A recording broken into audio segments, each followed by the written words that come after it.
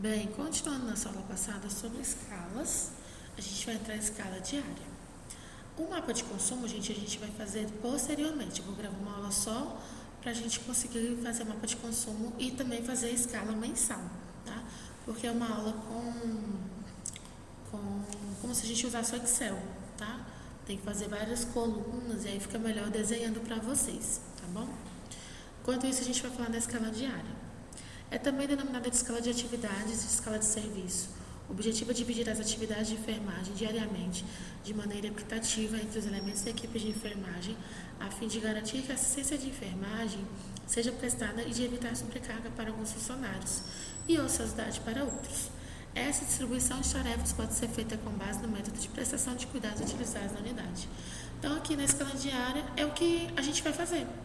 Por exemplo, às 7 horas da manhã, o funcionário de enfermagem vai ao quarto do paciente, verificar se o paciente dormiu bem, se o paciente encontra-se em bom estado para tomar banho, para se alimentar. Toda a nossa rotina vai estar na escala diária, ou seja, as nossas atividades do dia vão estar na escala diária. A escala diária deve ser elaborada pela enfermeira responsável ou enfermeiro, pela unidade e pelo plantão. Na elaboração, ela deve considerar o número e a qualificação dos elementos da equipe. Ou seja, tem sempre alguém que é melhor para verificar a pressão rapidão. A pessoa colocou lá, já ouviu. Tem outra pessoa que é muito boa para acesso venoso.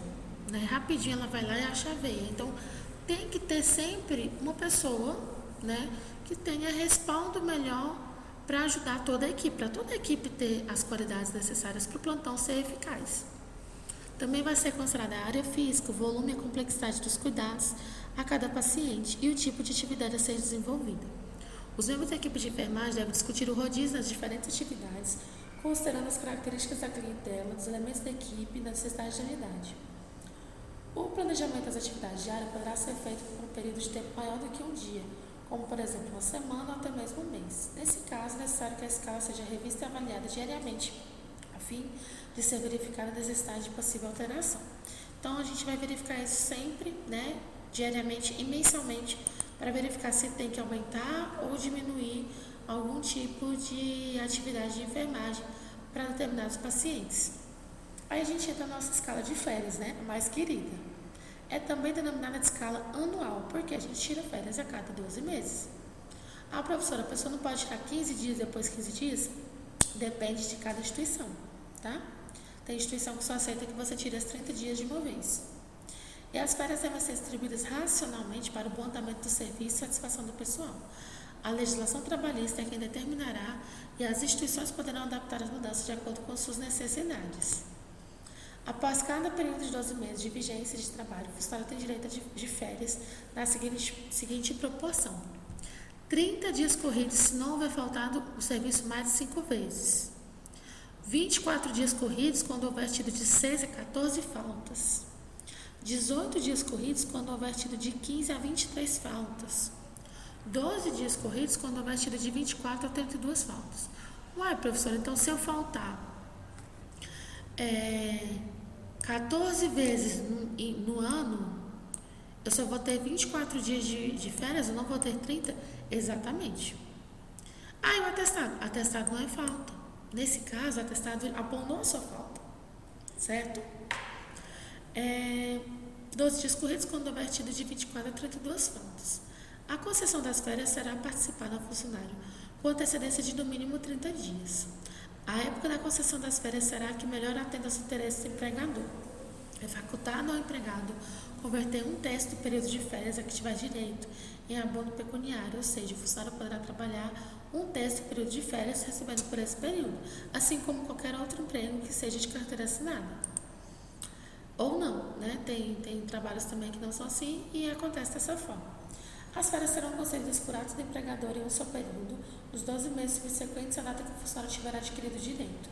Somente em casos excepcionais, as férias serão concedidas em 2 períodos, um dos quais não pode ser inferior a 10 dias corridos. Por exemplo, você vai conversar com o seu coordenador. Eu queria tirar 7 dias de férias. Não tem. Então, ou você tira 10 dias, ou você tira 20 dias. Ou você tira 15 dias, ou você tira 20 dias. Então, sempre assim, tá? Sempre que as férias forem concedidas após o prazo anteriormente citado, o empregador pagará o dobro a respectiva remuneração. Então, tem gente que tem férias vencidas, né? Vocês já ouviram falar, já deve ter passado por isso. E dependendo do funcionário, se ele quiser colocar na justiça, tem como, tá? Hoje em dia isso é difícil, dificilmente isso acontece, porque o próprio sistema não permite que isso aconteça, tá? O sistema de trabalho. Aos menores de 18 anos, aos maiores de 50 anos de idade, as férias sempre serão concedidas de uma só vez. Então, os jovens aprendizes, por exemplo, e os idosos vão ser sempre os 30 dias de férias de uma vez, tá? Os membros de uma mesma família que trabalham na mesma instituição terão direito a gozar férias no mesmo período, se assim desejarem e não tiver prejuízo para o serviço, né? Se trabalhar no mesmo setor, por exemplo, não pode tirar férias das pessoas do setor, mas se forem de setores diferentes, se não tiver nenhum dano à função da pessoa naquele local, sim, poderão tirar férias na mesma época. O funcionário estudante menor de 18 anos terá direito a fazer coincidir suas férias com as férias escolares. Isso é óbvio, né, gente, para não atrapalhar o andamento dos estudos. Na cessação de contrato de trabalho, desde que o funcionário não tenha sido demitido por justa causa, terá direito à remuneração relativa ao período incompleto de férias, uma proporção de 1/12 por mês de serviço. É importante manter a informação sobre qual o período aquisitivo de férias do funcionário, 12 meses subsequentes à data que o funcionário tiver adquirido direito, e qual o período das últimas férias tiradas, evitando o acúmulo de funcionários para tirarem férias na mesma época. Como eu falei para vocês, na época de dezembro, no caso do Natal, Ano Novo, ou no mês de aniversário, existe muito isso. Eu queria tirar férias no mês de aniversário, no mês de Natal, no Ano Novo, no Carnaval. Então, para não tirar muitas pessoas do setor e o setor ficar desfalcado, isso tem que ser conversado bem antes para as férias serem concedidas de forma correta. É o que está falando aqui, ó. O cansaço excessivo do funcionário que ficar muito tempo sem férias também não pode acontecer. A observância desses dados ajuda no rodízio a ser feito nos meses muito concorridos para o gozo das férias.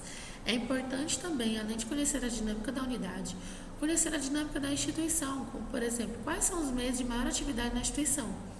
Tem local, gente, que o maior mês de atividade é no Carnaval, tem local que é no Ano Novo, então não vai poder conceder férias para muitas pessoas naquele período, tá? Evitando assim que muitos elementos da equipe de enfermagem gozem de férias nesse período. Então não vai poder dar férias para todo mundo que tinha pedido nessa época, porque é a época que o hospital mais bomba, digamos assim, mas necessita de gente para trabalhar. Uma mensagem para vocês que eu achei interessante. Nada é fácil nesta vida, mas tudo se descomplica quando se tem força e determinação. Não tem sido fácil para a gente gravar essas ondas para vocês, no sentido que a gente não está vendo vocês. E não tem sido fácil também, acredito que, de manter a distância, como a gente está falando. Mas a gente precisa, por enquanto, estar dessa forma, tá bom? Eu estou muito feliz que vocês estão estudando, que vocês estão se dedicando, estão respondendo às atividades e a gente vai passar por isso juntos, tá bom? Vamos entrar em recrutamento e seleção? Essa parte é super legal porque a gente vai entrar justamente na parte que vocês vão estar entendendo como funciona a parte de contratar pessoas para trabalhar dentro do hospital. Então vamos lá. Recrutar e manter funcionários vai além da técnica, requer entusiasmo com a enfermagem e atenção para com os outros. Isso foi um pensamento de Louis Besson, tá? Uma prática importante que cabe à enfermagem é o recrutamento e seleção de recursos humanos. Esses dois processos consistem na parte de gerenciamento da unidade e envolvem a exploração e análise do mercado de trabalho, tendo em vista o perfil do profissional que a instituição necessita. Antes de iniciar o processo de recrutamento e seleção de recursos humanos, deve-se fazer uma análise da unidade em questão, observando sempre o perfil necessário do momento. Então, antes do RH convocar pessoas para fazer prova, para contratar, por exemplo, técnicos de enfermagem e enfermeiros, ele vai avaliar qual o setor do hospital que precisa mais de técnicos e enfermeiros e qual é o tipo de assistência que aquele setor oferece. Por exemplo, a UTI está precisando de 10 técnicos de enfermagem, tem 10 vagas abertas. Então, na UTI, a UTI me dá terapia intensiva, gente. A pessoa vai fazer tudo, ela tem que entender de material, ela tem que entender de computação, ela tem que entender de Word, de PowerPoint, ela tem que ter habilidades para isso. Então, tudo vai ser avaliado durante o recrutamento dessa pessoa, certo? O recrutamento é um processo onde as pessoas disponíveis no mercado de trabalho são informadas sobre vagas para cargos ou funções e atraídas de alguma forma, edital de seleção, cartazes, anúncios. Hoje em dia a gente tem várias ferramentas de aplicativos e tudo mais para isso. A gente tem o LinkedIn, que eu já falei para vocês, né? O LinkedIn parece um Facebook, só que o LinkedIn é totalmente voltado para empregos. Tem o site InfoJobs, tem o site vagas.com e são neles que geralmente as empresas de Brasília colocam as vagas disponíveis. Então, o recrutamento também serve para participar da seleção, onde futuramente poderão trabalhar. Nessa fase, deve-se atentar para o tempo e custo disponibilizados para que não sejam levados dispendiosos. Pode ser dividido em 3 formas distintas. Então, tem 3 formas de recrutamento, gente. Recrutamento interno é feito através do remanejamento dos funcionários que já fazem parte da instituição. É um processamento ou transformação dos recursos humanos já existentes. Isto ocorre por meio de promoção, transferência ou transferência com promoção. As vantagens desse tipo de seleção superam as limitações, pois as fontes de recursos estão mais próximas e são mais rápidos. Os custos para a seleção e treinamento são menores, pois o contratado já estava inserido na instituição e já conhece grande parte das normas e das rotinas. Já é de conhecimento da instituição e do desempenho do funcionário, e uma promoção de cargo só viria a estimulá-lo ainda mais. Por exemplo, então, uma técnica de enfermagem que trabalha na maternidade do hospital. Ela já está lá há 5 anos. Quando ela entrou, ela fazia faculdade de enfermagem. Formou. Abre a vaga para enfermeira na maternidade. Se abre a vaga para enfermeira da maternidade, abre a vaga da forma interna, porque cabe a cada instituição, né? Abriu a vaga interna para enfermeira. Ela faz a prova, passa. Ela vai ser promovida a enfermeira da maternidade. Então, isso é menos custo para a empresa, né? É menos custo porque ela não vai ter que ser treinada. Ela já sabe a rotina. Ela vai ter que ser... Agora, ela vai ter que assumir a responsabilidade de enfermeira, que é muito maior. Então, para a empresa, é super viável o recrutamento interno. É super viável e totalmente de forma, digamos, totalmente... Como eu posso falar a palavra mais tranquila para vocês? Humanizada, porque você começa a valorizar o funcionário que já está trabalhando para você e aí vai estimulá-lo cada vez mais, com certeza. Por outro lado, né, sempre tem um lado que a gente tem que observar, né? Esse tipo de recrutamento pode gerar conflitos internos, ressentimento dos funcionários que não foram promovidos e a diminuição da criatividade e desempenho do trabalho pela não inserção de novas pessoas no ambiente. Porque existe isso, né? Só a fulana que passou, eu não passei. Você não passou provavelmente porque não estava encaixado no perfil da vaga ainda. Então, estuda mais, se dedica mais que o sucesso vem. Na maioria das vezes, utiliza esse método de recrutamento para escalada de coordenadores ou supervisores. Sim, isso acontece muito, eu já vivenciei muito isso, mas também acontece de técnicos para enfermeiro, porque eu já vi. E fiquei tão feliz, gente, quando eu fui transferir a menina para o setor, que ela chorava e eu chorava junto, porque ela queria muito permanecer no hospital, na maternidade, e foi o que aconteceu. Recrutamento externo, que é o que vocês vão fazer quando terminar esse curso, vou ajudá-los com isso. É um processo que se realiza fora da instituição, ou seja, candidatos disponíveis no mercado de trabalho, onde outras instituições podem participar do processo seletivo. Esse tipo de recrutamento é preferencial no caso de contratação de profissionais de nível superior, médio e técnico, que não têm experiência ou mesmo para funções muito específicas. Então, muitas vezes, sim, a empresa contrata pessoas que não têm experiência, mas você tem que passar na prova, você tem que mostrar para a empresa que você quer aprender, que você está disposto a aprender e se dedicar àquela função nova que você está sendo avaliado.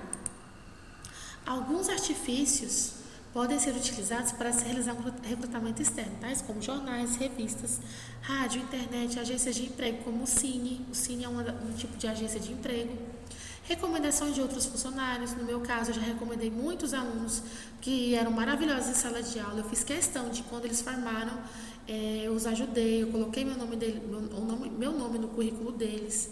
Me ligaram do hospital na época, de outros hospitais, que eu não tinha nem trabalhado, para pedir referência. Eu dei boa referência. Esses alunos conseguiram, estão trabalhando. E é muito bacana, muito gratificante a gente ver isso, né? Que a pessoa realmente se dedicou e conseguiu alcançar o que queria. Ah, arquivo de conhecimento e habilidades, redução no custo para o desenvolvimento, oferece vantagens como criação de novas ideias, porque é interessante você contratar uma pessoa nova, porque ela pode trazer novas ideias para o ambiente de trabalho e positivas, né? Aumento do nível de conhecimento e habilidades, redução no custo para desenvolvimento de pessoal, uma vez que a nova pessoa contratada já está teoricamente qualificada. Porque eles não vão contratar um técnico de enfermagem que não tenha o Corém ativo e que não tenha o certificado de conclusão do curso e comprovado estágio. Eles olham as notas, tudo isso é observado. Por isso que eu peço para vocês sempre, para vocês se dedicarem.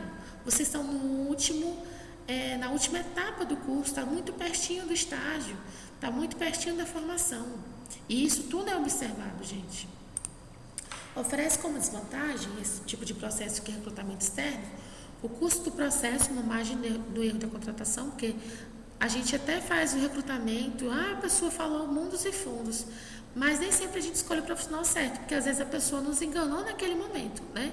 Hoje em dia o psicólogo, que é o analista de RH, que faz a entrevista, ele é muito bem treinado para isso não acontecer, né? Para ele não ser o coordenador ou o supervisor lá que fez a prova com você, ele não ser enganado pela lábia da pessoa, né?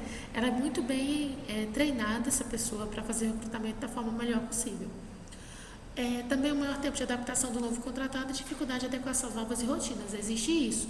Você tem que treinar a pessoa no sistema que a empresa trabalha, tem que treinar ela quanto às normas, as regras, os horários, as rotinas, o uniforme. Só que assim, quando a pessoa quer aprender, né, rapidamente a gente consegue esse sucesso. E o recrutamento misto, ele pode ser considerado uma consequência de recrutamento interno, uma vez que esse vai gerar uma vaga dessa pessoa que foi transferida. Um sempre deve completar o outro, pois quando o funcionário muda de posição, automaticamente um cargo vai ficar vago, né? O recrutamento misto, então, ele pode ser adotado por 3 funções, inicialmente recrutando o externo, seguido do recrutamento interno, inicialmente recrutando o interno, seguido do externo, e recrutando o externo e interno concomitantemente. Então, sempre esse tipo de vaga vai aparecer, porque ou alguém vai ser promovido ou vai ser demitido. Então, vai ter vaga aberta para poder realizar esse tipo de transferência ou esse tipo de recrutamento.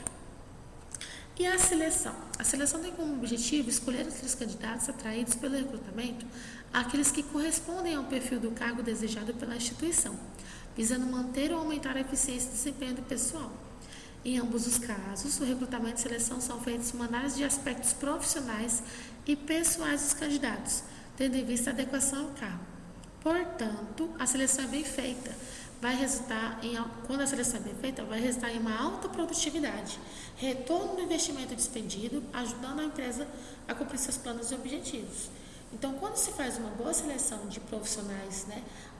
Tem 10 vagas abertas para UTI, tem 10 vagas abertas para o centro cirúrgico, para técnico de enfermagem. Aí eles se anunciam. Aí dá lá 120 pessoas para fazer a prova. Em 2 dias, né? 60 num dia, 60 no outro dia. Dessas 120, passam 20, gente. Vocês acreditam que passam 20? Sendo que tem 20 vagas abertas. Dessas 20, passa 5. Aí fica ainda 15 vagas abertas. Por quê? Porque a pessoa não se preparou para o mercado de trabalho. Ela não se preparou para a prova. Ela não estudou, ela não se dedicou, ela não conhece nem a empresa que ela vai trabalhar. E tudo isso a gente tem que saber antes de fazer uma prova.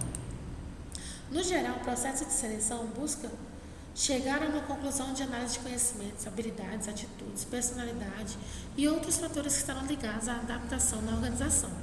Em um conjunto geral, o processo de seleção pode ser esquematizado com análise curricular, testes, entrevistas e verificação de referências. Então, existe uma rotatividade, né, que a gente chama de turnover. Olha isso aqui.